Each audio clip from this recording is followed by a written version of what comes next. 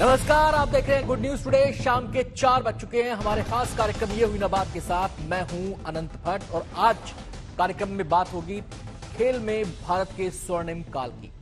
एक दौर था जब खेलों को भारत में क्रिकेट के ही लेंस से देखा जाता था, लेकिन अब वक्त बदल रहा है। आलम यह था कि हॉकी और फुटबॉल टीम के खिलाड़ियों के नाम तक लोगों को नहीं पता थे। वक्त बदल चुका है। आज नया भारत खेलों की दुनिया में नई महाशक्ति बनकर उभर रहा है, महाशक्ति बनने की चाहत रखता है। आज ऐसा कोई खेल नहीं जिसमें हमारी भागीदारी ना हो। आज देश के रोल मॉडल नीरज चोपड़ा और पारुल चौधरी जैसे खिलाड़ी भी हैं। ये वो खिलाड़ी हैं जिन्होंने कड़ी मेहनत और सही कोचिंग से अपना मुकाम हासिल किया। आज देश में वो तमाम सुविधाएं मौजूद हैं जो विदेश में वहां के खिलाड़ियों को हासिल होती हैं। जहां कमियां हैं उनको भी दुरुस्त करने की कोशिश की जा रही है। देश में खेलों का स्वर्णिम काल चल रहा है और इसी पर आज विस्तार से हम बातचीत करेंगे। हर पहलू पर विस्तार से बातचीत होगी। खास मेहमानों का पैनल हमारे साथ इस चर्चा में शामिल रहेगा। लेकिन चर्चा की शुरुआत करें उससे पहले ये रिपोर्ट आपको दिखाते हैं।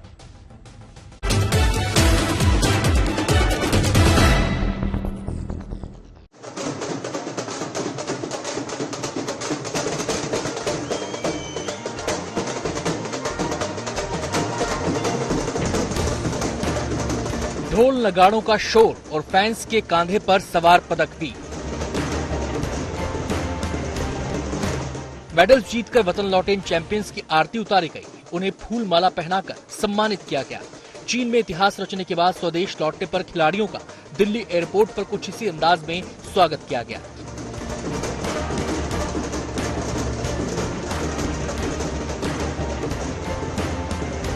कुछ खिलाड़ियों ने अपना मेडल बच्चों को पहनाकर खुशी का इजहार किया।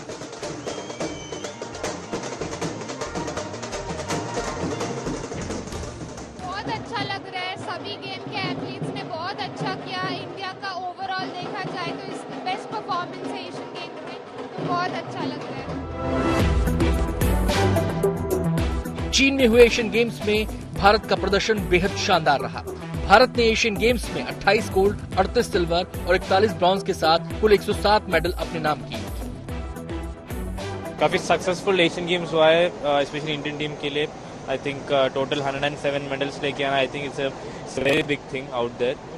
एंड स्पेशली बैडमिंटन में हमें गोल्ड, सिल्वर और ब्रॉन्ज तीनों मेडल इस बार मिले हैं। तो I think really happy with all the results.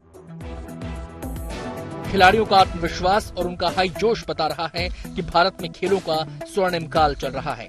तभी तो मौजूदा साल को खेलों के इतिहास के सबसे यादगार साल के तौर पर हमेशा याद किया जाएगा, क्योंकि लगभग हर खेल में हमारे खिलाड़ियों ने शानदार प्रदर्शन कर देश का गौरव बढ़ाया है।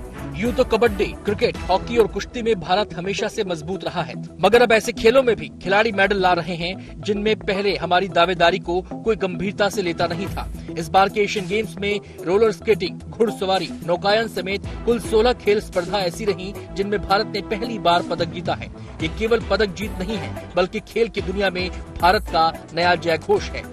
इनकी कामयाबी के किस्से शहर शहर और गली गली में गूंज रहे हैं, जो युवा पीढ़ी के लिए किसी प्रेरणा से कम नहीं। मगर कहते हैं ना कि बिना गुरु के ज्ञान नहीं मिलता। खिलाड़ियों की कामयाबी के पीछे उनको तैयार करने वाले कोच, स्पोर्टिंग स्टाफ और उनको मिलने वाली सुविधाओं का भी बड़ा हाथ है।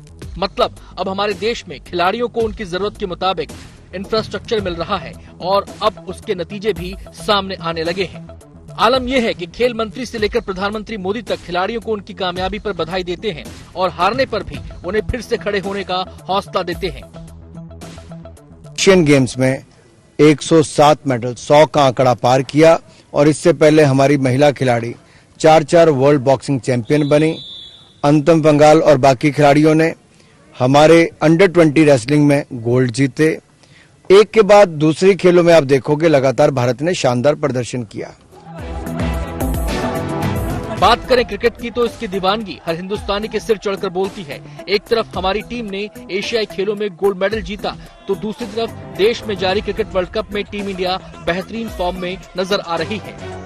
भारत ने जीत के साथ क्रिकेट वर्ल्ड कप का शानदार आगाज किया है। वैसे वर्ल्ड कप शुरू होने से पहले ही भारत मैदान पर अपनी धमक का एहसास दुनिया को करवा चुका है। हमारे क्रिकेटर्स इतना शानदार प्रदर्शन कर रहे हैं कि खेल के तीनों फॉर्मेट में हम नंबर 1 हैं। कुल मिलाकर भारत इस समय खेलों का उत्सव मना रहा है और हमारे तमाम खिलाड़ी हर भारतीय को गर्व करने का मौका दे रहे हैं। साथ ही इशारा कर रहे हैं कि नया भारत खेल की दुनिया में एक महाशक्ति के रूप में उभर रहा है। Bureau report, good news today.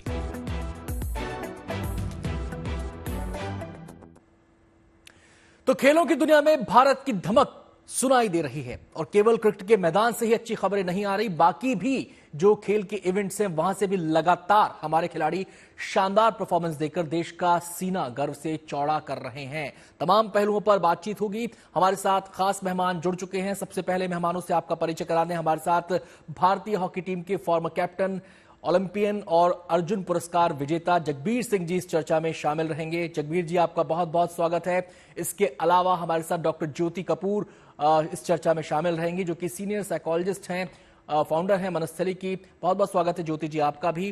और Rakesh Rao ji, senior sports journalist, हमारे साथ इस चर्चा का हिस्सा रहेंगे।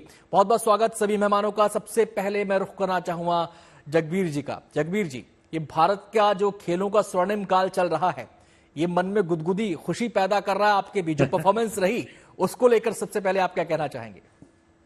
भैया, गुदगुदी सिर्फ मेरे मन में ही नहीं पैदा कर रहा, आपके मन में भी कर रहा है और सभी भारतवासियों के मन में गुदगुदी पैदा हो रही है। क्योंकि जब हम कहते हैं 100 का आंकड़ा पार करने की बात करते हैं तो ये बहुत बड़ी बात है, ये कोई मामूली बात नहीं है। क्योंकि पिछले एशियन गेम्स में अगर हम अपना प्रदर्शन देखें और हम कॉम्पिटिटर्स को आगे देखें, चाहे वो चाइना हो, कोरिया हो, जापान और बाकी एशियाई कंट्रीज हो, वो काफी आगे निकल चुके हैं खेलों में। पर वहां पर 100 का आंकड़ा पार करने ला ये शो करता है कि खिलाड़ियों का जो आत्मविश्वास है वो अब चरम सीमा पर है। जी, खिलाड़ियों का आत्मविश्वास चरम सीमा पर है। और जब भी खेलों की बात होती है तो हॉकी का जिक्र जरूर आता है, और इस बार तो हॉकी ने बल्ले बल्ले कर दी है। उज्बेकिस्तान 16 गोल से जीते, सिंगापुर 16 गोल से जीते, पाकिस्तान 10-2 से हरा दिया, दक्षिण कोरिया सबसे छोटी जीत इसी को कहा जा रहा है, ये भी 5-3 से थी, जापान फाइनल में 5-1 से मात दी, गोल्ड मेडल अपने नाम किया। तो ये जो हौसला, जिस जज्बे की आप बात कर रहे हैं, ये खिलाड़ियों में इस समय आ क्या रहा है, इसकी वजह आप क्या देखते हैं?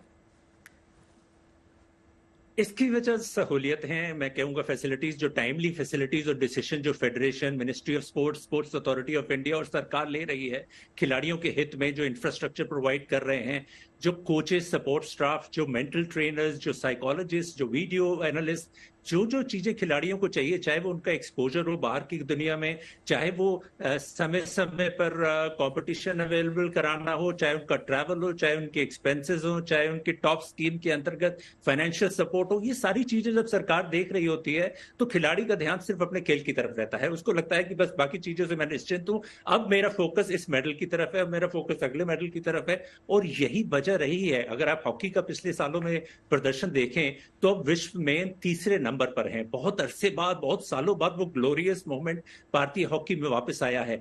2014 एशियन गेम्स जीतने के बाद 2018 में भी हम प्रबल दावेदार थे। अनफॉर्चुनेटली पेनल्टी शूट आउट में हम लोग बस जरा सी चूक कर गए और वहां मार्क खा गए। अदरवाइज 2018 के बाद तो ये 2023 वाला तिकड़ी बन जाती भारतीय हॉकी के। मैं आता हूं जगबीर जी आपके पास। मैं सीधे वरिष्ठ खेल पत्रकार का रुख करना चाहूँ, राकेश राव जी का। राकेश जी, ये जो पूरी परफॉर्मेंस है, आप इसको कैसे तौलते हैं? आप इसको कैसे इसको आप आंकते हैं?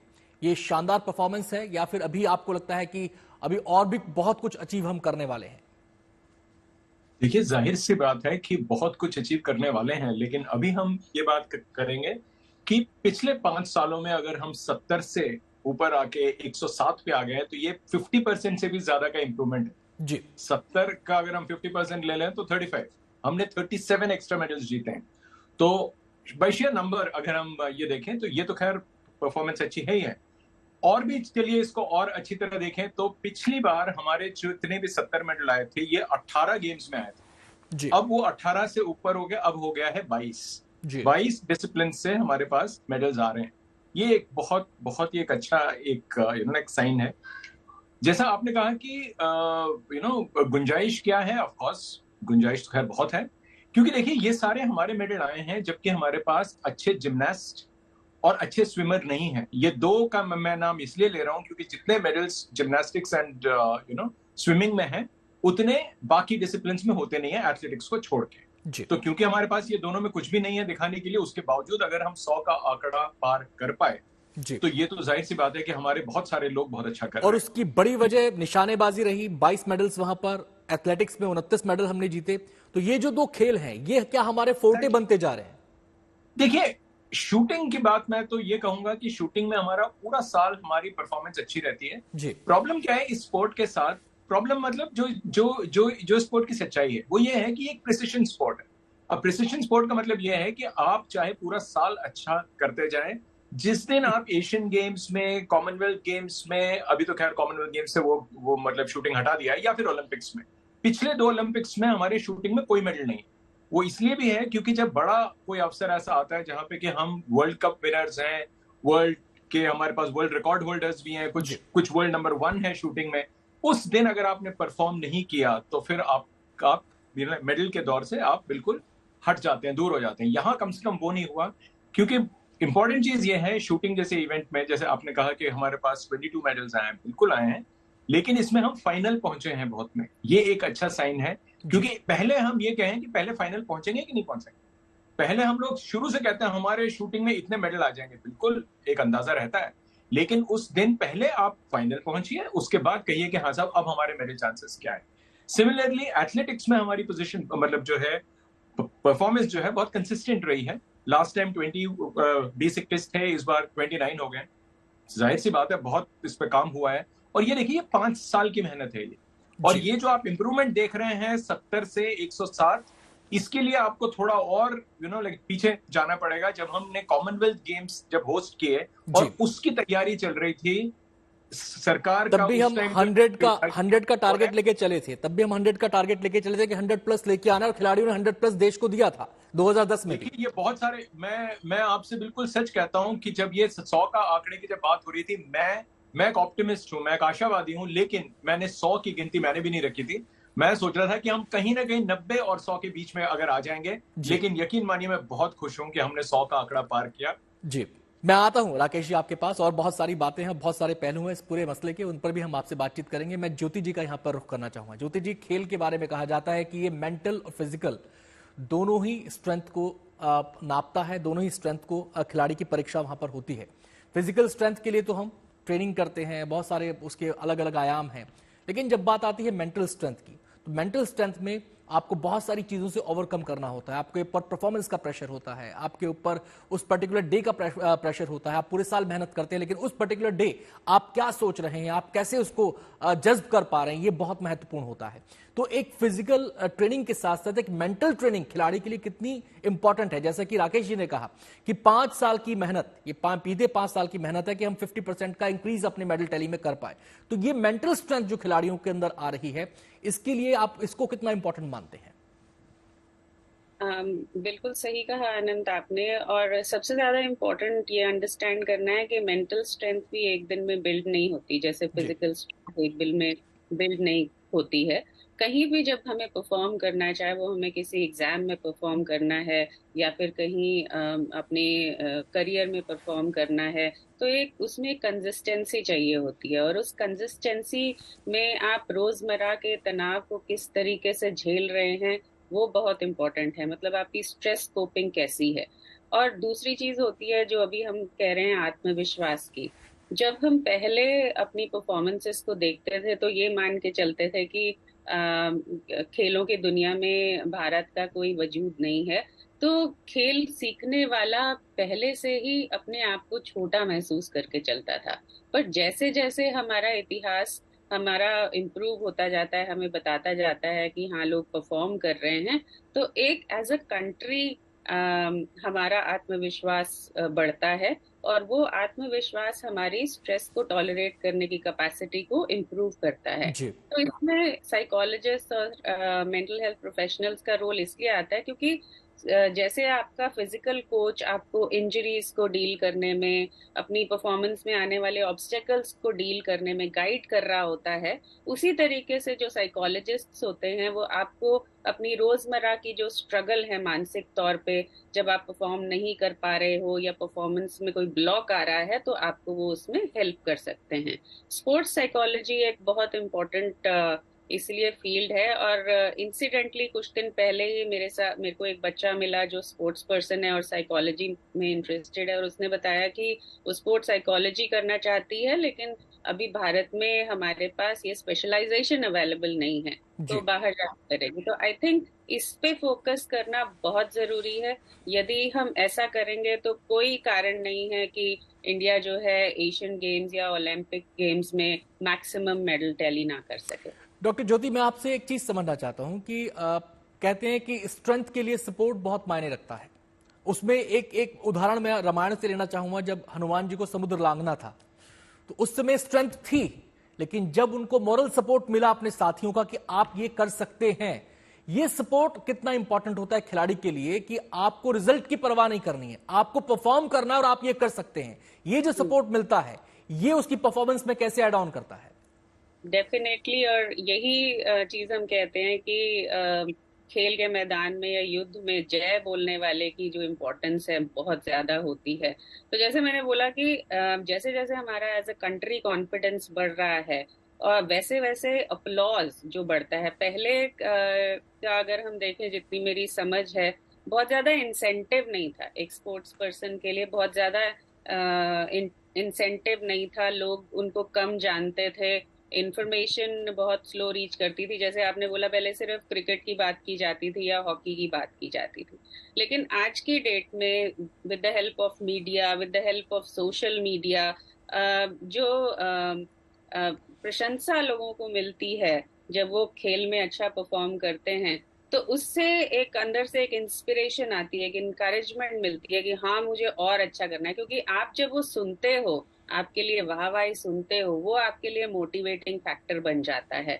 और वो मोटिवेशन आपको जितना आप परफॉर्म कर सकते हो उससे कई गुना आगे ले जा सकती है। So I think it's very important कि हमारे स्पोर्ट्स पीपल, स्पोर्ट्स पर्संस जो हैं, उनको वो इंसेंटिव मिले, not just in the form of money और jobs, but in the form of exposure, कि उनको एक्सपोजर मिले, तो वो इस चीज को और भी ज्यादा बेहतर महसूस करेंगे और मोटिवेटेड रहेंगे और मेडल्स लाने के लिए। आता हूं डॉक्टर ज्योति, मैं आपके पास मैं सीधे जगबीर जी का रुख करना चाहूंगा। जगबीर जी, वो जमाना भी हमने देखा है, वो कहानियां भी हमने देखी हैं कि फला खिलाड़ी जो है पेट पालने के लिए गोलगप्पे बेच रहा है, फला खिलाड़ी इस तंग हालात से गुजर रहा है, फला खिलाड़ी के साथ ये हो गया, उसको कोई सपोर्ट सिस्टम नहीं है। अब मेरा आपसे सवाल ये है कि क्या उस दौर से हम बाहर आ रहे हैं जब खेल एक इंडिविजुअल अफेयर था, यानी कि मैं खेलना चाहता हूं तो ये मेरी जिम्मेदारी है, मेरा फैसला है, मेरे साथ हो सकता है मेरे परिवार वाले भी ना खड़े हों, मेरे साथ समाज के लोग ना खड़े हों, हो सकता है मेरी खिल्ली उड़ाने वाले लोग वहां पर मौजूद हों, लेकिन क्या इन दायरों को अब भारतीय खिलाड़ी इन दायरों से बाहर निकल रहे हैं? क्या भारतीय सोच इन दायरों से बाहर निकल रही है? सौभाग्यवश हाँ, इस सोच को काफी प्रोग्रेस मिला है मैं कहूंगा, क्योंकि पहले कहा जाता था पढ़ोगे लिखोगे तो बनोगे नवाब, खेलोगे कूदोगे तो होगे खराब, पर अब बिल्कुल अपोजिट हो गया है। अब ये है कि पढ़ाई लिखाई तो साथ साथ चलनी चाहिए, पर एक्सेल करिए आप स्पोर्ट्स में तो आपका फ्यूचर भी सिक्योर्ड है, आपकी फैमिली का फ्यूचर भी सिक्योर्ड है। इंसेंटिव्स इतने अच्छे अब आने लगे हैं स्पोर्ट्स में। मुझे याद है हॉकी में 1928 से लगातार स्वर्ण पदक जीतती हुई आती थी हॉकी टीम, और उनको स्वागत जरूर किया जाता था, हर्षोल्लास जरूर बनाया जाता था, उसी तरह से ढोल नगाड़े भी होते थे, पर गेंदे के फूल की माला पहना दी जाती थी और वो रिक्शा करके अपने अपने घरों को चले जाते थे। वो दौर नहीं चल सकता ज्यादा। यहाँ पर आपको खिलाड़ी का सम्मान करना होगा, एहसास करना होगा कि उसकी जरूरतें क्या हैं, उसकी फाइनेंशियल जरूरतें क्या हैं, उसके परिवार को पालने की जरूरतें क्या हैं, क्योंकि अगर वो परिवार को लेकर ही डिस्टर्ब्ड है, अगर वो पीछे से प्रॉपरली स्टेबल नहीं है, तो वो परफॉर्म नहीं कर सकता है। और इसीलिए अब बहुत बदल चुका है। अब आप देखिए हर क्षेत्र में आपको अच्छी जॉब है, आपको, मुझे पारुल वाला वो इंसिडेंट याद आता है जो उन्होंने अपना इंटरव्यू में कहा, जब मेडल जीता है तो उन्होंने खुद कहा है कि जब मैं आखिरी के कुछ कदम दौड़ रही थी, आखिरी के कुछ पल, मुझे बस यही दिख रहा था कि मुझे डीएसपी की जॉब मेरे सामने है और मुझे वो हासिल करनी है। तो ये मोटिवेशन फैक्टर के साथ साथ एक एम भी है, एक गोल भी है जो जस्टिफाई करता है। और ऐसे कई केसेस हैं, कई कहानियां मैं आपको बता सकता हूं खिलाड़ियों की, चाहे एक छोटी से छोटी सी बात हो, चाहे एक पेंसिल उठाने वाली बात हो, और वो पेंसिल उठाने के लिए उसको परिवार की मदद की, मतलब खरीदने के लिए उसको परिवार की मदद की जरूरत थी और परिवार ने कैसे आगे आए। बहुत कहानियां बन सकती हैं, पर हाँ, अब बदल चुका है, दौर बदल रहा है, समय बदल रहा है और हमें बदलने की आवश्यकता है। हमें ये भी बदलने की आवश्यकता है कि अगर हमें अच्छे खिलाड़ी चाहिए, अगर हमें अनगिनत मेडल चाहिए, अगर हमें ओलंपिक्स में वो स्थान चाहिए जो अब एशियन गेम्स में हम हासिल कर रहे हैं, तो हमें और तेज चलना होगा। मैं सीधे रुख करना चाहूंगा हमारे साथ जो मेहमान हमारे साथ मौजूद हैं, राकेश जी का। राकेश जी, आज हम भारत को एक उभरती हुई ताकत के रूप में पूरी दुनिया भारत को देख रही है। डिप्लोमेटिकली हम देखें तो वहां कहा जाता है कि भारत को लोग एक्सेप्ट कर रहे हैं उस तौर पर, उस ताकत के तौर पर। अगर हम इकोनॉमिकली देखें तो आज हम दुनिया की 5वीं सबसे बड़ी अर्थव्यवस्था हैं। आज हम तकनीकी रूप से देखें तो हम अंतरिक्ष में नए नए आयाम, नए नए अध्याय रच रहे हैं। आज हम तमाम ऐसे क्षेत्र हैं जहां पर आईटी में देख लीजिए, हमारे प्रोफेशनल्स को देख लीजिए, बाहर बहुत अच्छा परफॉर्म कर रहे हैं। अगर बात करें स्पोर्ट्स की, तो एक स्पोर्ट्स भी एक देश की पहचान बन सकता है, उसका ब्रांड एम्बेसडर बन सकता है। क्या ये जज्बा, ये सोच अब भारत में, आम लोगों की बात मैं कर रहा हूं, समाज की बात मैं कर रहा हूं, क्या उस तरीके से ये सोच विकसित हो रही है? हमारे सेटअप में ये सोच आ रही है कि हाँ, ये भी हमारा एक विजिटिंग कार्ड, हमारी एक शो विंडो हो सकता है? देखिए, ये सोच में जो शिफ्ट है ये आ रहा है। अभी बहुत बहुत लंबा रास्ता तय करना बाकी है। एक चीज याद रखें आप कि हम एक ऐसे कंट्री हैं जहां पे कि आजादी को हमारे अभी 76 साल हो गए। इसमें हमने, जब ये आजादी हमने हासिल की, तब हमने वो 5 ईयर प्लानिंग की, पंचवर्षीय योजना, ये सब हमने किया। सब कुछ हमने, एजुकेशन, एग्रीकल्चरल हमारा कंट्री है, इतने ज्यादा लोग, हमारा जो पूरा फोकस था वो एक नेशन को पक्का करने में था। बिल्डिंग, जिसको हम कहते हैं नेशन बिल्डिंग जी। स्पोर्ट्स की कोई जगह थी नहीं वहां पे, और वो बिल्कुल लाजमी सी बात है। जहां पे भुखमरी हो, जहां पे लोगों के पास रहने की जगह ना हो, खाने के लिए खाना ना हो, और पहनने के लिए कपड़े ना हो, ऐसे एक देश में आप कहें कि साहब हमको स्पोर्ट्स इंफ्रास्ट्रक्चर पे इन्वेस्ट करना है, वो बात सही नहीं। इस दौर से हम निकलते आज यहां तक आ गए हैं कि हम कम से कम ये कह रहे हैं कि साहब देखिए, हम स्पोर्ट्स के ऊपर खर्चा भी कर रहे हैं बजट करके, क्योंकि जैसे आपने कहा कि स्पोर्ट्स क्या एक जरिया हो सकता है एक पूरे वर्ल्ड में एक as a sporting super power अगर आप हैं तो। ये बिल्कुल सही बात है। आप ओलंपिक्स के जो शुरू के जो होते हैं 8 कंट्रीज 10 कंट्री अगर आप निकाल के देखें, मोरलेस ये सारे कंट्रीज जो हैं ये इकोनॉमिकली बहुत स्ट्रांग हैं। ये कंट्रीज, ये इनमें से आपको कोई कमजोर ऐसा आपको दिखेगा नहीं, क्योंकि स्पोर्ट्स एक पूरे कंट्री का एक बहुत इंपॉर्टेंट हिस्सा है जो हमने, क्योंकि हमारे कुछ रीजंस थे इंडिया के, हमने उस पर उतना गौर नहीं किया है। लेकिन अब अगर ये चेंज मैं देख रहा हूं तो ये एक अच्छा चेंज है, लेकिन अभी बहुत लंबा रास्ता तय करना है हमको। तो जैसे आपने कहा कि क्या हम उस रास्ते पे चल रहे हैं? बिल्कुल चल रहे हैं, क्योंकि अभी वो वक्त आ गया है कि हमको दूसरों को नहीं देखना। अगर हम ये देखें कि हम नंबर 4 पे हैं एशिया में, मगर जो तीसरा कंट्री है वो हमसे कितना आ गया, तो आपका दिल फिर टूट जाएगा, क्योंकि अभी हमने पहला कदम रखा है, अभी तो हमें बहुत दूर जाना है।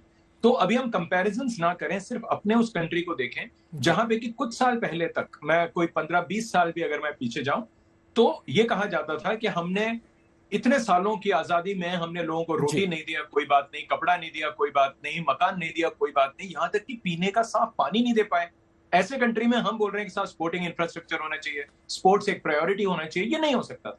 मैंने यहां तक देखा है, जब मैं जर्नलिज्म में आया 80s में, तो 90s की बात है, मैं स्पोर्ट्स मिनिस्टर के एक जो उस वक्त के एक स्पोर्ट्स मिनिस्टर थे, उनके कमरे में मैं बैठा हुआ था, तो दूसरे एक मिनिस्टर आए, उनको जब, मतलब वो एक नए मिनिस्टर थे, उनको आके ये बोला गया कि अच्छा तुम्हें स्पोर्ट्स में, अच्छा खेल मंत्रालय मिला है तुम्हें, चलो कोई बात नहीं, अगले रीशफल में तुम्हें इससे अच्छी चलिए, लेकिन ये सोच में बदलाव आ रहा है, दिख रहा है, और ये बदलाव अच्छे के लिए है। अगर खेल की दुनिया की बात जी, ये सोचिए कि एक खेल मंत्री को आके उसका एक सहयोगी बोल रहा है कोई बात नहीं यार, तुझे अगली बार और अच्छा मिलेगा। ये एक माइंडसेट था उस जमाने का, आज नहीं है। चलिए, मैं आता हूँ राकेश जी, मैं आता हूँ। मेरी चर्चा हो रही है खेलों को लेकर बदलती सोच की, और खेलों में शानदार हमारी खिलाड़ियों की परफॉर्मेंस की, चाहे क्रिकेट का मैदान हो या फिर कोई अन्य खेल का मैदान। एक के बाद एक अच्छी खबर, गुड न्यूज आ रही है, और इन्हीं तमाम पहलुओं पर हम चर्चा कर रहे हैं। हम सीधे रुख करेंगे डॉक्टर ज्योति कपूर का। डॉक्टर ज्योति, हम अक्सर फिल्मों में देखा करते थे कि जो हीरो है वो आखिरी गेंद पे या तो छक्का मारेगा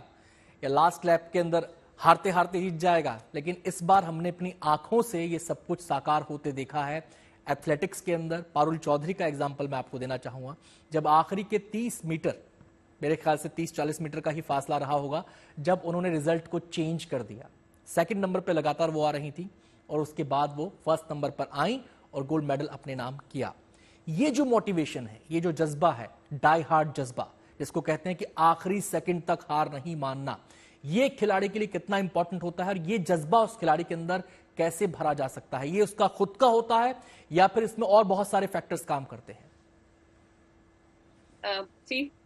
जब भी हम जैसे हम स्पोर्ट्स की बात कर रहे हैं या कहीं भी जीत की बात कर रहे हैं, तो जो सबसे इम्पोर्टेंट फैक्टर होता है उसे हम रिजाइलियंस का फैक्टर कहते हैं। मेंटल रिजाइलियंस जो है कि आपका साइकोलॉजिकल डिस्ट्रेस कितना है या उससे कितना ओवरकम कर पाते हैं। यदि आप में डिस्ट्रेस है, अगर आप में ये डाउट आने लगता है, अरे मैं हार तो नहीं जाऊंगा, या घबराहट होने लगती है कि मैं हार गया तो आपकी जो सारी की सारी फोकस है वो चली जाती है, आपका टेंशन चले जाता है।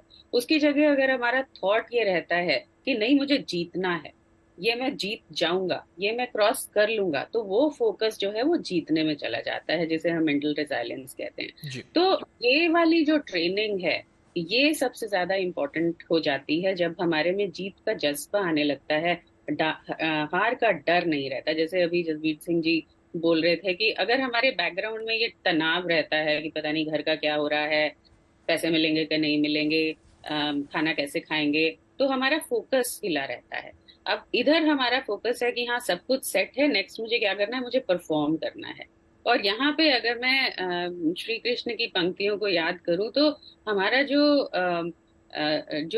फिलॉसफी है वो कहती है कि अपने काम पे फोकस करिए, आउटकम की चिंता मत कीजिए। तो जब इस तरह की ट्रेनिंग खिलाड़ियों की होती है या परफॉर्मेंस की होती है कि you have to do your best, तो आपका जो फोकस है वो मैं हारूंगा या जीतूंगा पे नहीं रहता है। और इनवेरेबली जब आपका अटेंशन फोकस बना रहता है तो वो आप लास्ट के जो बॉल पे छक्का भी मार सकते हैं, लास्ट के 10-20 मीटर पे आप हवा की तरह उड़ भी सकते हैं, जो कि अब हम देख रहे हैं। इसीलिए जो स्पोर्ट्स में मेंटल हेल्थ का महत्व है या किसी भी स्ट्रेसफुल सिचुएशन में मेंटल हेल्थ का महत्व है, उसको अब कोई भी इग्नोर नहीं कर रहा है, कोई भी नकार नहीं रहा है, क्योंकि वो सबसे ज्यादा जरूरी है। जैसा आपने शुरू में कहा, फिजिकल स्ट्रेंथ, फिजिकल ट्रेनिंग ये बेस बनाता है, लेकिन मेंटल स्ट्रेंथ आपको जिताता है। आता हूं डॉक्टर ज्योति आपके पास। मैं राकेश जी का यहाँ पर रुख करना चाहूँ। राकेश जी, बाकी खेलों की भी हम बात कर रहे हैं, लेकिन हम खेलों का स्वर्णिम काल इसको इसलिए कह रहे हैं कि वो खेल जिसको यहाँ पर लोग पूजा की तरह देखते हैं, धर्म की तरह मानते हैं, मैं क्रिकेट की बात कर रहा हूँ। और इस बार तो, और ये देखिए कितना अच्छा, कितना बेहतरीन इत्तेफाक है कि हमारे बाकी खिलाड़ी भी अच्छा परफॉर्म कर रहे हैं और हमारे क्रिकेट खिलाड़ी भी अच्छा परफॉर्म कर रहे हैं। जीत से शानदार आगाज हुआ, एशिया कप जीत के आए, ऑस्ट्रेलिया को हराकर आए और तीनों फॉर्मेट में नंबर 1 है। ये जो स्ट्रेंथ है हमारी, ये जो हमारी क्रिकेटिंग स्ट्रेंथ है, इसके बारे में आप क्या कहना चाहेंगे कि आज हम तीनों फॉर्मेट में नंबर 1 है, दुनिया में हमारा डंका बज रहा है, इसकी वजह आप क्या देखते हैं? देखिए, हम लोग ना बड़े एक अजीब से देश है हमारा, क्योंकि हम यहाँ पे ये मान के नहीं चलते कि हम एक स्पोर्टिंग नेशन है या नहीं। हम लोग स्पोर्ट्स लविंग कंट्री नहीं है, हम एक क्रिकेट लविंग कंट्री।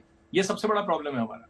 ये जो आप बाकी जो एथलीट्स को जो मिलना चाहिए या जो भी है, ये सिर्फ सरकार के ऊपर डिपेंडेंट है। और अब रिसेंट कुछ 10-12 सालों में प्राइवेट इनिशिएटिव लिया है लोगों ने, उस पे निर्भर है। क्रिकेट को बड़ी, मतलब बिकॉज क्रिकेट एक ऐसा स्पोर्ट निकला है जो कि कॉर्पोरेट सेक्टर को लगा कि हर 6 बॉल में हम एक बार आपके लिविंग रूम तक पहुंच सकते हैं।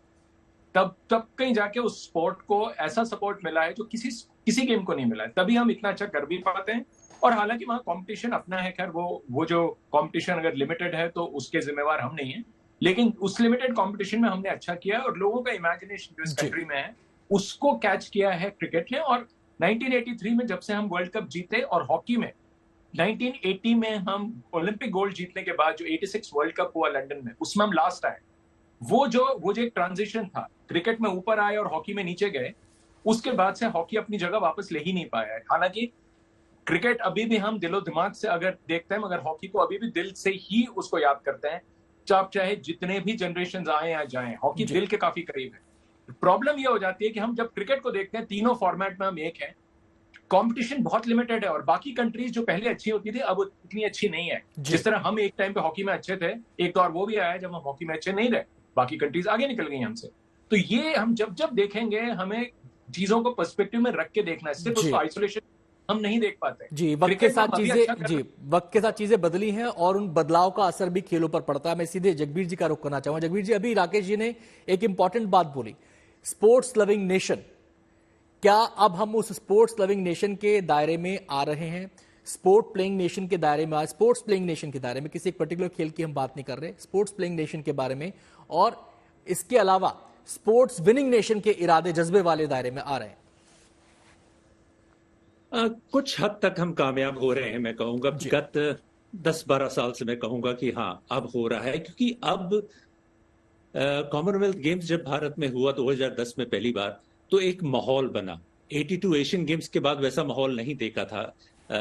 अब जब 2010 में हमने इंफ्रास्ट्रक्चर तैयार किया, हमने अपने एथलीट्स के लिए दिल खोल कर पैसा खर्च किया, और तब हमें रिजल्ट आने लगे, तो हमें लगा कि यहाँ ये भी एक ऐसा क्षेत्र है जहां पर हम मल्टी स्पोर्ट्स में भी अपने रिजल्ट्स ला सकते हैं, न केवल एक खेल के ऊपर डिपेंड रह सकते हैं, जो कि हॉकी था। हॉकी के ऊपर लगातार प्रेशर रहता था। 1928 से ये ओलंपिक गोल्ड जीतते चले आ रहे हैं और हर बार हॉकी पर ही फोकस रहता था, पर उस फोकस को फिर धीरे धीरे बांटा बाकी खेलों ने।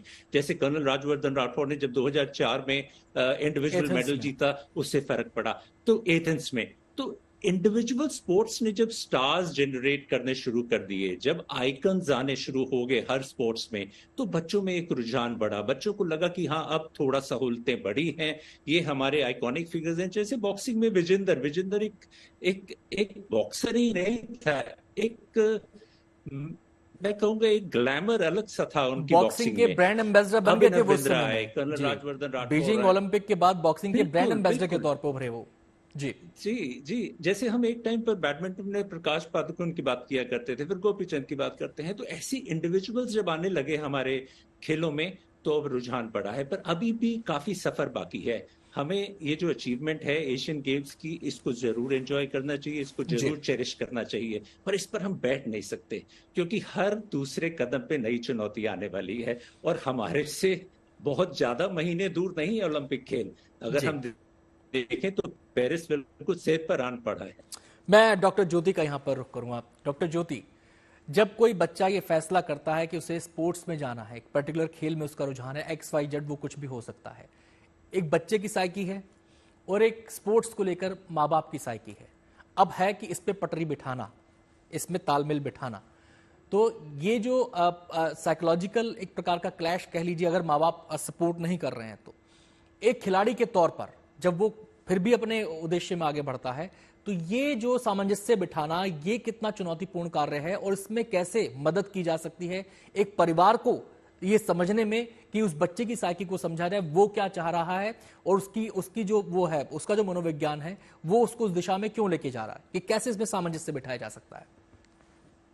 आनंद जी, अभी सब लोग जब बात कर रहे थे तो मैं बच्चों के ही बारे में सोच रही थी, बिकॉज एक जमाना होता था कि जब स्पोर्ट्स, जैसे जगबीर जी ने अभी बोला था कि खेलने पे हम एक्चुअल में रोक लगाते थे, लेकिन आज वो टाइम है जब हम due to social media, due to so many other factors, physical inactivity इतनी हो चुकी है और जो एनवायरनमेंट है वो इतना सेफ नहीं रहा है कि खेलना ही एक ऑप्शन रह गई है जिससे आपकी फिजिकल एक्टिविटी होती है, जिससे आपकी हेल्थ में सुधार आता है। तो पेरेंट्स का क्या फोकस रहता है? पेरेंट्स हमेशा ये चाहते हैं कि बच्चा का फ्यूचर किसी तरीके से सिक्योर हो जाए, और पहले जब माहौल ऐसा रहता था कि स्पोर्ट्स में फ्यूचर सिक्योर नहीं दिखता था, तो पेरेंट्स भी उस चीज के लिए बच्चे को एनकरेज नहीं करते थे। लेकिन यदि अब हमें एज पेरेंट्स हमारे बच्चों का फ्यूचर स्पोर्ट्स में सिक्योर दिख रहा है, तो आई एम श्योर पेरेंट्स भी नहीं उनको डिस्करेज करेंगे, उसको एनकरेज करेंगे। दूसरी इम्पोर्टेंट बात है फैसिलिटी और इंफ्रास्ट्रक्चर की। तो पहले भी ऐसा रहा है कि एक तरीके से आप अगर देश की टीम में आते हैं, स्टेट की टीम में आते हैं, तो कहीं ना कहीं कोई पॉलिटिकल प्रेशर और इस तरीके की चीजें रहती थी। आज हम देख रहे हैं कि हम स्किल्स को बढ़ावा दे रहे हैं स्कूल के लेवल पे, कॉलेज के लेवल पे, और इंफ्रास्ट्रक्चर और जो है वो स्कूल लेवल पर ही बन रहा है। तो आई थिंक अगर हम स्कूल लेवल पर ही एनकरेज करते हैं, अभी जैसे राकेश जी कह रहे थे कि हम स्पोर्टिंग नेशन नहीं है, क्यों स्पोर्टिंग नेशन नहीं है, क्यों? क्योंकि क्रिकेट में हमें फ्यूचर सिक्योर दिखता है, उसमें ग्लैमर रहा है, तो क्रिकेट पे ही फोकस रहता था। लेकिन अब जब हम देख रहे हैं तो स्कूल्स पे अगर वो वापस ज्योति आता जी, है। मैं माफी चाहूंगा, मेरे पास समय की कमी है, मुझे कार्यक्रम को यहीं पर समाप्त करना पड़ेगा। जगवीर जी, आपका बहुत बहुत शुक्रिया। राकेश जी, आपका भी बहुत बहुत शुक्रिया इतने महत्वपूर्ण विषय पर पूरा एनालिसिस सामने रखने के लिए। शुरुआत अच्छी है, लगातार ये कारवां आगे बढ़ रहा है और अच्छा होगा, इसी उम्मीद के साथ कार्यक्रम को यहीं पर समाप्त करेंगे।